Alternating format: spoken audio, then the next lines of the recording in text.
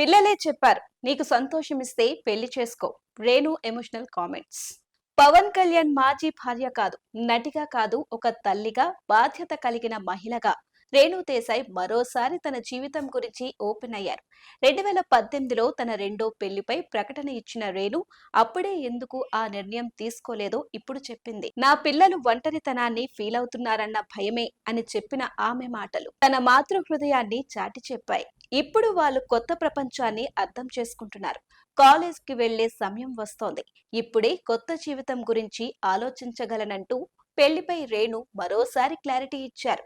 నటి, దర్శకురాలు, సామాజిక సేవకురాలు, మౌనంగా జీవించిన తన బలమైన వ్యక్తిత్వాన్ని చాటింది రేణుదేశాయ్.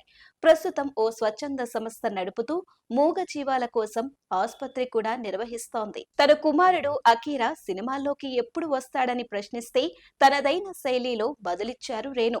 అతను సిద్ధమైతే నేను వెంటనే తీసుకురావడానికి సిద్ధమని, మహిళలను డిసిషన్స్ తీసుకోవాలంటే సమాజం, పిల్లలు, బాధ్యతలు అన్నీ ఓ తాళం. కానీ ఆ తాళాన్ని మెల్లగా విప్పిన మహిళే రేణు దేశాయ్. తన మాటలు మహిళలకు ఒక సందేశం, ఒక స్ఫూర్తి. జీవితంలో రెండో ఛాన్స్ అంటే తప్పు కాదు, అది గర్వకారణం. మీ అభిప్రాయాలు కామెంట్ చేయండి. ఈ కథను మీరు షేర్ చేయండి.